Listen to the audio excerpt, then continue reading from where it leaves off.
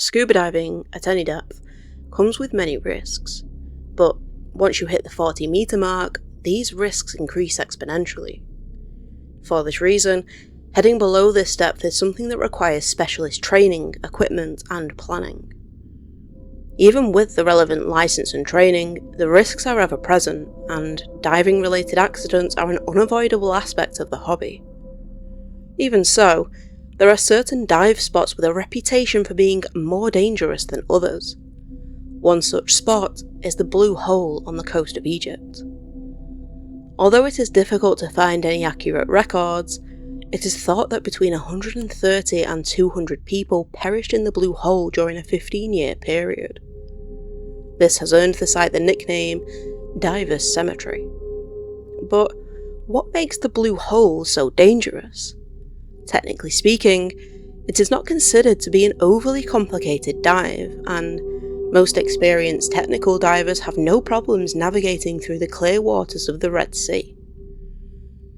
Some locals believe that the location is haunted by the spirit of a young girl who had drowned there in the distant past and is seeking revenge by luring unsuspecting victims down into the depths. But that's just a story, right? Well, there may not be a ghost down there, but there is certainly something luring divers down for their final dive.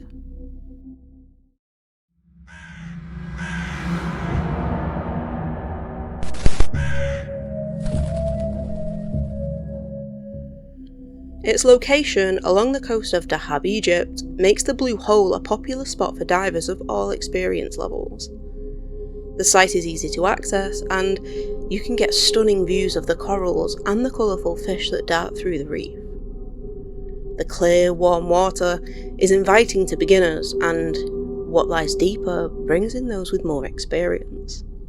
Many of the fatalities in the Blue Hole occurred below the recreational dive limit of 40 metres, in an area of the dive spot known as the Arch. The Arch is a tunnel-like structure that runs under this section of land and leads out into open water. If you manage to swim through the tunnel from end to end, you will be rewarded with an amazing view out into the Red Sea. From the floor of the tunnel to its roof is an impressive 50+ metres, and it has been described as an underwater cathedral by several divers.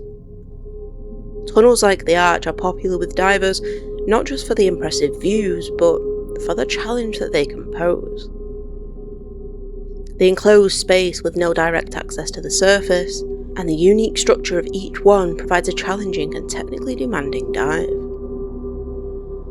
The first obstacle posed by the Arch, which has cost several divers their lives, is simply locating the entrance.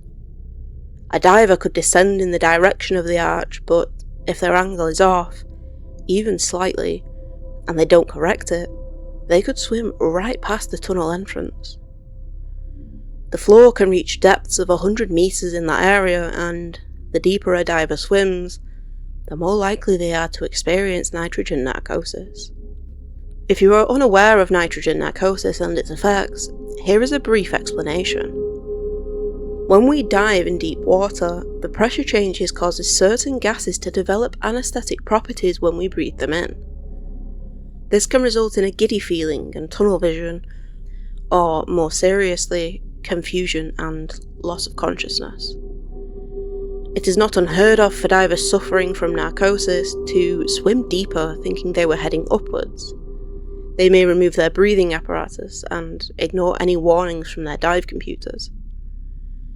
To counteract the effects, divers will use special mixes of gases in their breathing tanks and monitor their levels throughout their dive. It is also recommended that divers do not dive alone, which provides an extra layer of safety should things go wrong. However, having a dive buddy does not completely remove risk, as divers Conor O'Regan and Martin Gara found out in November 1997, when both unfortunately drowned in the Blue Hole, despite being described as very cautious divers. In July 2017, experienced safety diver Stephen Keenan lost his life after the diver he was supporting became disorientated and needed help. He managed to get the other diver up to the surface before he lost consciousness and ultimately drowned. The clear water that runs through the arch allows divers to see much further than they may be used to. While this may not seem to be a negative, it is deceptively dangerous. Being able to see so far into the distance can make that distance seem much shorter than it is. This becomes an issue when divers are deciding if their air supply will last for the duration of the dive. Experienced divers are able to swim through the tunnel in a single tank, but this is incredibly risky.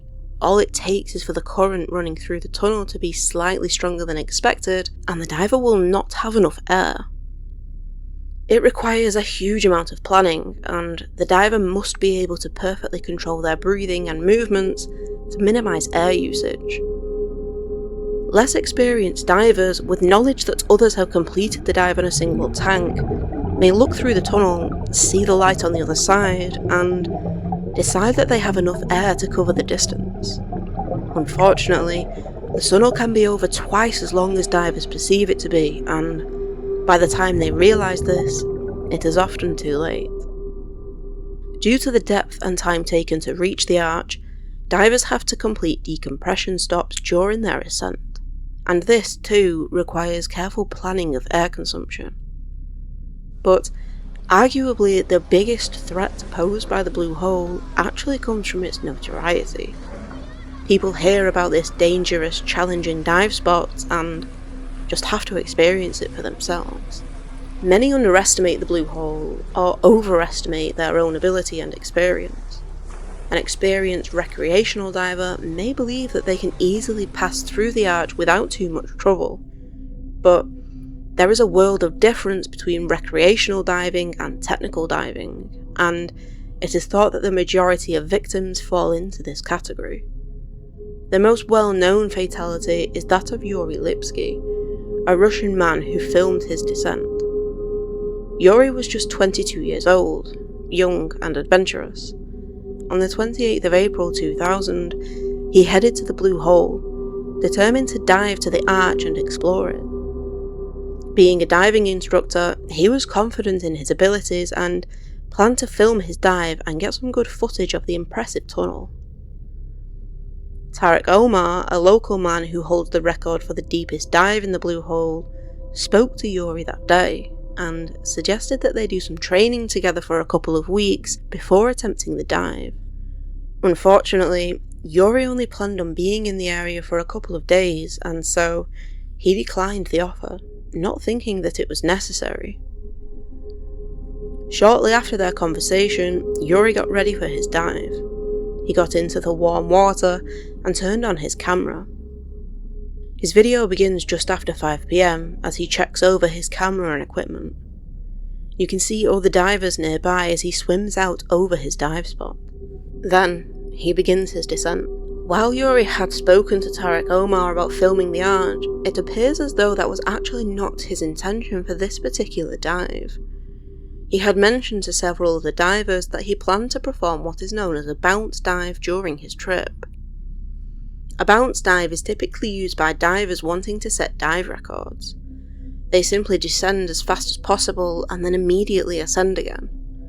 This reduces the amount of time needed to decompress as you spend less time at depth, but it comes with its own set of risks. Remember how we mentioned nitrogen narcosis earlier? Well, our ability to breathe isn't the only thing affected by the change in pressure.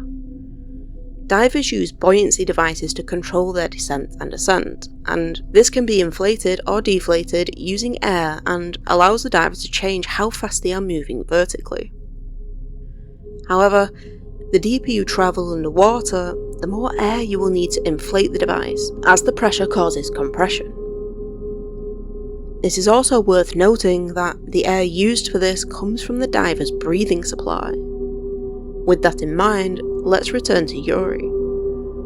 He descended incredibly quickly, barely adjusting his buoyancy device at all.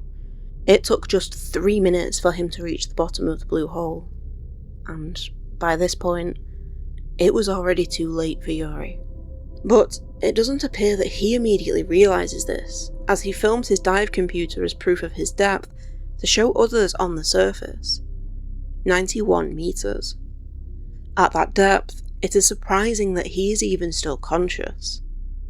Narcosis would have made him incredibly disorientated, and he was likely running on autopilot. He suddenly seems to have a moment of clarity, and realizing that he is in trouble, he attempts to inflate his buoyancy device. Unfortunately, the device is unable to inflate enough to lift him at his current depth, and on top of that, the attempt has almost completely depleted his air supply. Shortly after this, he begins to panic and thrash around, fighting against the water, and then he becomes still.